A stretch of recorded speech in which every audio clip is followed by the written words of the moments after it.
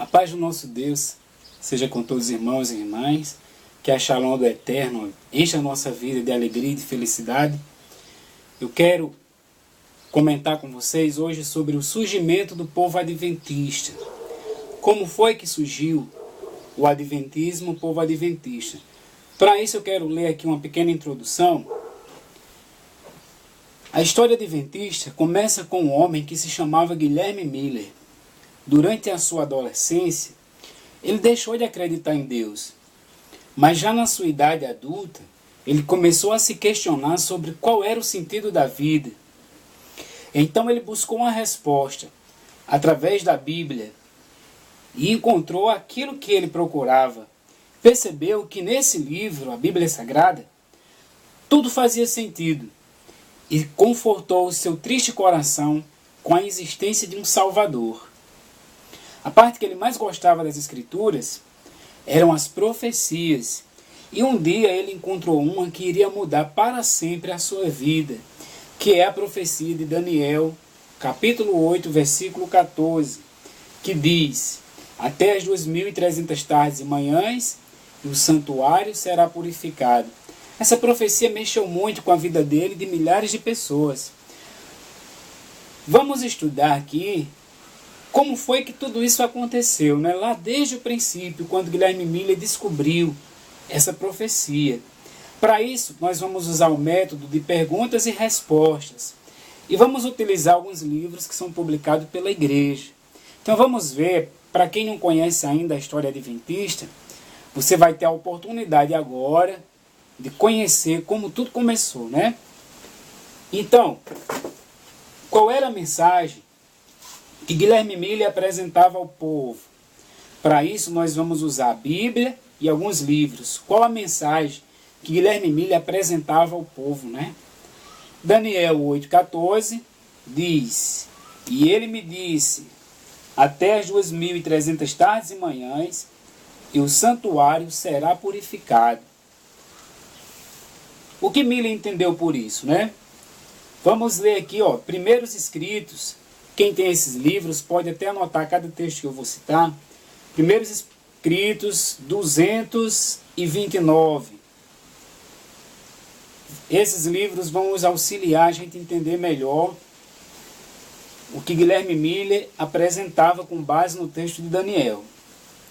Diz aqui: com tremor e temor, Miller começou a desvendar ao povo os mistérios do reino de Deus, transportando seus ouvintes através das profecias até o segundo advento de Cristo.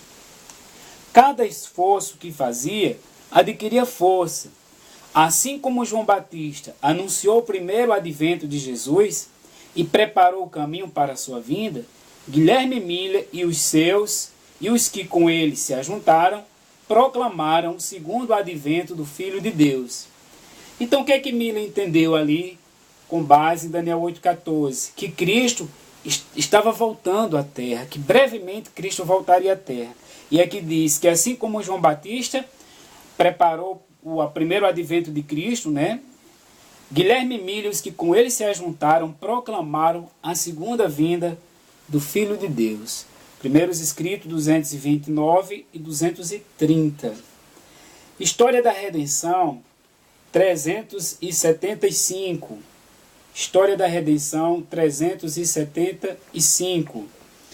A passagem que mais que todas as outras havia sido a base como coluna central da fé do advento foi a declaração: até as 2.300 tardes e manhãs e o santuário será purificado. Essa foi a base de todo o adventismo.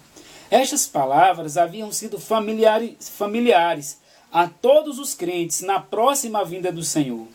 Era esta profecia repetida com alegria pelos lábios de milhares, como a senha da sua fé.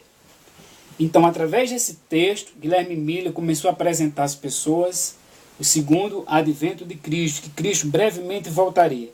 Que mensagem adicional Miller usou, né, para explicar que Cristo estava voltando à terra? Qual mensagem adicional ao que nós acabamos de ler Miller ele usava para mostrar que Cristo viria à terra? Vou citar o texto bíblico mas vou citar de cor, os irmãos podem conferir.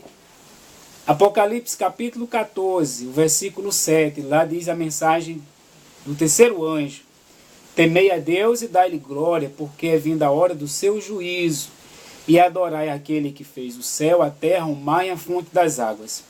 Então, a mensagem do terceiro anjo, que fala ali, temei a Deus e dai-lhe glórias, porque chegou a hora do seu juízo, Miller compreendeu que era justamente o que iria acontecer no fim das 2.300 tardes e manhãs. Cristo voltaria à terra para julgar, né, os habitantes da terra. E foi também uma mensagem adicional a que ele apresentava, a parábola das 10 virgens de Mateus capítulo 25, versículo 1. O reino dos céus é semelhante a 10 virgens que, tomando as suas lâmpadas, saíram ao encontro do esposo. Também eles se referiam àquele grupo que estava esperando a volta de Cristo. Foi a outra mensagem adicional à volta de Cristo. História da Redenção 356. História da Redenção 356. A profecia da primeira mensagem angélica, apresentada em Apocalipse 14, teve o seu cumprimento no movimento do Advento em 1840 a 1844. Tanto na Europa como na América, homens de fé e oração ficaram profundamente comovidos ao ser chamada a sua atenção para as profecias. E examinando o registro inspirado, viram convincentes evidências de que o fim de todas as coisas estava às portas. O Espírito de Deus instou com os seus servos para darem a advertência. Por todas as partes, disseminou a mensagem do Evangelho eterno. Temei a Deus e dá-lhe glória, pois é chegada a hora do seu juízo. Então é uma mensagem adicional que eles utilizavam para mostrar que o fim de tudo estava às portas, que o juízo estava às portas. O que entendeu Miller por santuário e juízo? A mensagem de Daniel 8,14, lá fala em santuário. O santuário será purificado. A mensagem de Apocalipse 14 fala no juízo, porque chegou a hora do seu juízo. Então ele pegou essas duas palavras e o que foi que ele entendeu em relação a essas duas palavras? Grande Conflito 188. E isso no livro Brochura do Grande Conflito, 188. A profecia que mais claramente parecia revelar o tempo do segundo advento era a de Daniel 8,14. Miller aceitou a opinião geral acolhida de que, na era cristã, a terra era o santuário.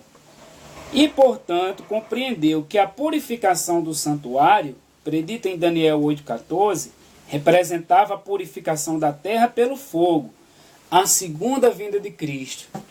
Ele entendeu, por essa profecia, que Cristo estava voltando e a terra era o santuário. E que esse santuário seria purificado pelo fogo na vinda de Cristo. Era essa, então, a mensagem que Miller e seus contemporâneos apresentavam. Grande Conflito 188, da edição Brochura. Porque muitos pastores não acreditaram na mensagem de Miller. E que argumento, que base esses pastores tiveram para não aceitarem a mensagem de Miller? Nós vemos Mateus 24, versículo 36. Mateus 24, 36. Lá diz o seguinte, a palavra do Eterno: mas aquele dia e hora ninguém sabe, nem os anjos do céu, nem o Filho, senão o Pai. Era esse o texto que os pastores, eles viam nas Escrituras, que do dia da vinda de Cristo ninguém sabia, nem os anjos, nem o Filho, senão o Pai. Então aqui, Primeiros Escritos 233, tem um relato sobre essa pergunta. Por que os pastores não acreditaram em Miller? Diz aqui, a pregação de um tempo definido despertou grande oposição de todas as classes, desde o ministro do púlpito até o pecador descuidado e empedernido. Ninguém sabe o dia nem a hora. Ouvia-se falar, desde o ministro hipócrita até o ousado escarnecedor. Então aqui no texto chama de ministro hipócrita. Por quê? Porque eles não acreditaram que Miller estava certo em marcar a vinda de Cristo, né? E a base que eles tinham era uma Bíblia. Diz aqui, muitos pastores do rebanho, os pastores evangélicos, que professavam amar Jesus, diziam que não faziam oposição à pregação da vinda de Cristo, mas faziam objeções quanto a um tempo definido. Muitos pastores do rebanho, eles acreditavam, eles queriam sim que Cristo voltasse, mas eles eram contra em marcar um tempo definido. É assim que diz aqui, Primeiros Escritos, página 233 e 234. Para que ano Miller havia marcado a volta de Cristo? Para que ano, irmãos? Miller havia marcado a volta de Cristo, a volta do Salvador. História da Redenção, 357. História da Redenção, 357. Miller marcou a vinda de Cristo com base nos textos de Daniel 8,14, Apocalipse 14, verso 7, Mateus 25, verso 1. E para que ano ele marcou a vinda de Cristo? Diz aqui o texto. História da Redenção 357. Com temor, Guilherme Miller começou a desdobrar perante o povo os mistérios do reino de Deus, conduzindo seus ouvintes através das profecias para o segundo advento de Cristo. Ele conduzia os ouvintes para a segunda vinda de Cristo. O testemunho das Escrituras apontando a vinda de Cristo para 1843 despertou amplo interesse. Então Miller chamava a atenção das pessoas para a vinda de Cristo e agora dizia que Cristo voltaria, retornaria à Terra para purificar a Terra no ano de 1843. E diz que essa mensagem despertou amplo interesse. Amplo interesse. Espero que os irmãos estejam compreendendo, façam as anotações de cada pergunta e de cada texto que está sendo lido aqui nos escritos. O que aconteceu quando chegou esse tempo? O que é que aconteceu quando chegou o tempo ali que ele determinou, né? 1843. Cristo voltou? Vamos ver aqui. 366 do livro História da Redenção. Quando o ano de 1843 passou inteiramente, sem ter sido marcado pelo advento de Jesus, os que pela fé haviam aguardado seu aparecimento, ficaram por algum tempo envoltos em dúvidas e perplexidades. O que aconteceu quando passou todo o ano de 1843? Não foi marcado pelo advento de Jesus. Cristo não voltou. História da Redenção 363. 363. Passou o tempo de expectação e Cristo não apareceu para o livramento do seu povo. Os que com fé e amor sinceros haviam esperado o Salvador experimentaram um amargo desapontamento. Aquelas milhares, centenas de milhares de pessoas, eles experimentaram o quê? Um amargo desapontamento, porque o tempo passou e Cristo não apareceu para livrar o seu povo, né? Como estavam sendo ensinados, que Cristo viria libertar seu povo do pecado, salvar o seu povo desse mundo de pecado e levá-los eles para o céu, né? Vida e ensino, 47, Vida e ensino, página 47. O que aconteceu quando chegou o ano? Diz aqui: o tempo de expectação, porém, passou. Esta foi a primeira prova severa a que foram submetidos os que criam e esperavam que Jesus viesse nas nuvens do céu. Grande foi o desapontamento do povo expectante de Deus.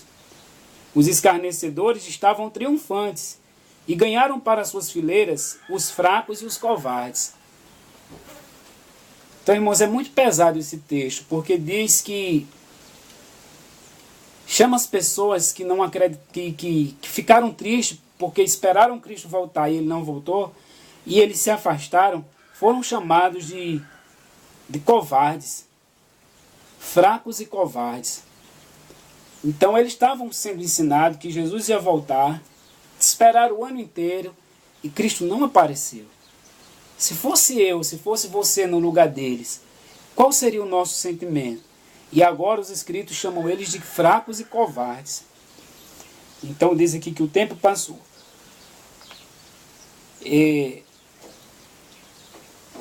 Eu quero encerrar essa primeira parte desse estudo e quero convidar vocês a continuarmos estudando e você assistir a segunda parte desse estudo, né? Como surgiu o povo adventista.